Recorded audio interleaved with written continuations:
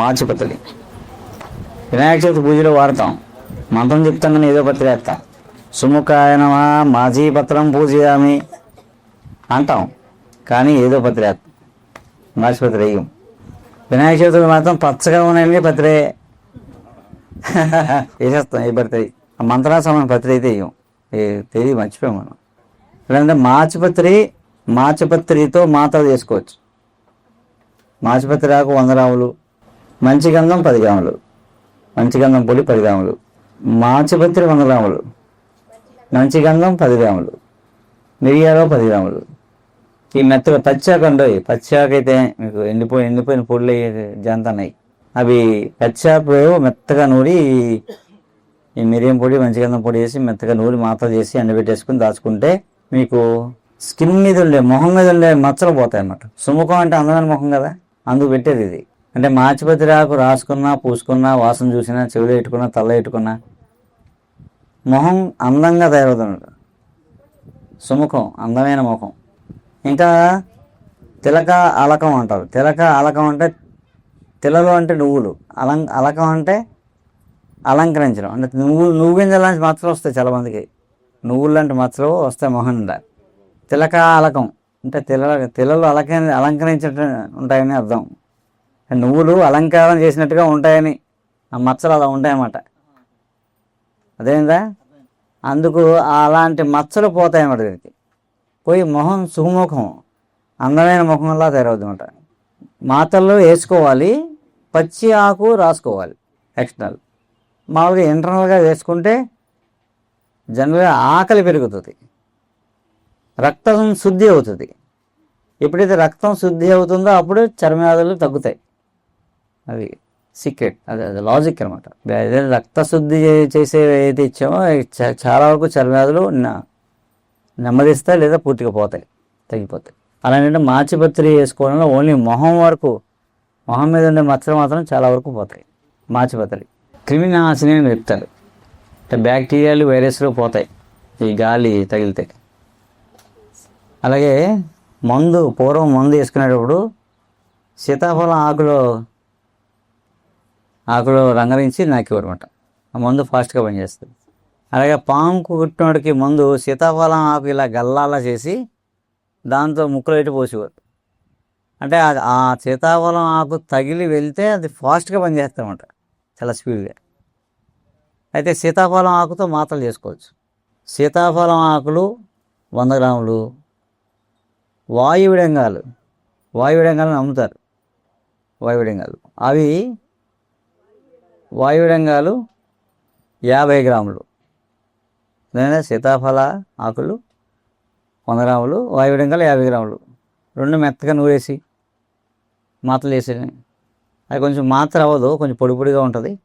కొద్దిగా వాటర్ వేసి మాత్రలు చేసి ఎండబెట్టేయడం. వాయువిడంగాలు అంటే మిరియాలు ఉంటాయి, నున్నగా ఉంటాయి, నొక్కితే డొల్ల ఉంటుంది, లోపల గాలి ఉంటుంది అన్నమాట. వాయువిడంగాలు అవి కూడా క్రిమినాశిని. అలా ఏంటంటే ఇప్పుడు ఎందుకు వాడతామంటే పిల్లల్లో నులుపురుగులు, కడుపులో నులుపురుగు వల్ల కడుపు నొప్పులు, నులుపురుగు వల్ల రక్తహీనత, అన్నం తినకపోవడం, పేచీలు, అలాంటి ప్రాబ్లమ్స్ ఉన్నప్పుడు ఆ నులుపురుగులు పోవడం వల్ల, ఆ వర్మ్స్ ఉండడం వల్ల బోల్డ్ సైడ్ ఎఫెక్ట్లు ఉంటాయి. ఎనిమికి అయిపోవడం, ఫిట్స్ వచ్చేస్తాయి, రకరకాల ఇబ్బందులు ఉంటాయి. అప్పుడు ఆ నులుపురుగు పోవడానికి మనం వేస్తాం ఇంగ్లీష్ మందులు. అవేమీ ఏం లేదు, ఊరికే అలజుకుపోతాయి, మళ్ళీ వచ్చేస్తాయి. అది కూడా తత్వం మారితేనే పూర్తిగా పోతాయి, పోవు. అలా ఏంటంటే ఇవి ఇలా నూరి చేసిన మాత్రలు పిల్లలకి ఒక మాత్ర 9 డేస్ కంటిన్యూ, 9 డేస్ లేదా 14 డేస్ రోజుకు మాత్రం వేసారనుకోండి, పోతే జీవితంలో ఇప్పుడు ఉండదు. నమస్కారం అండి, నా పేరు విజయలక్ష్మి. నేను సంవత్సరాల నుంచి గురువుగారి వీడియోలన్నీ ఫాలో అవుతున్నాను. నాకు తెలిసిన చిన్న అనారోగ్యాలకు కూడా అందరికీ ఆ మందులు నేనే చేసి ఇచ్చేసి అట్లాగా చేసినాను. నమ్మట్లేదు కానీ తగ్గితే నమ్ముతున్నారు. మా అమ్మగారికి మెయిన్ ప్లేట్లెట్స్ 3000 పడిపోయాయండి. ఆవిడ మామూలుగానే ఉన్నారు యాక్చువల్గా.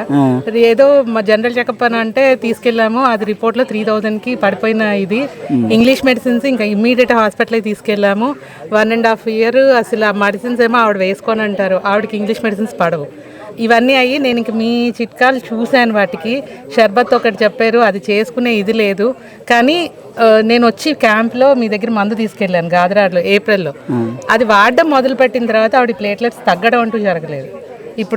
ఇప్పటిదాకా వాడుతున్నారు, మీ దగ్గరికి వచ్చారు వాడుతున్నారు, ఇంగ్లీష్ మెడిసిన్స్ ఆపేశారు.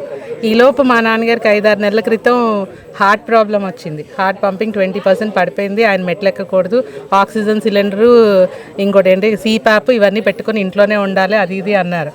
అప్పుడు కూడా మీరు చెప్పిన మెడిసినే అతి మధురం కటక రోహిణి కలిపి వాడాను. అది వాడిన తర్వాత ఆయన ఇప్పుడైతే ఆక్సిజన్ మెషిన్ లేదు, ఆ CPAPలు లేవు, ఏమీ లేవు. ఆయన లంగ్ ప్రాబ్లము, హార్ట్ ప్రాబ్లము చాలా చెప్పారు డాక్టర్లు, కానీ ఆయన బాగానే ఉన్నారు. నేను కిందటి సంవత్సరం కార్తీక మాసంలో వాడాను ఈ 2 మెడిసిన్స్ మా పేరెంట్స్ ఇద్దరికి. వాళ్ళకి తగ్గిన తర్వాత నేను అందరికీ నేను చెప్తూ ఉంటే నమ్ముతున్నారు, వాడుతున్నారు.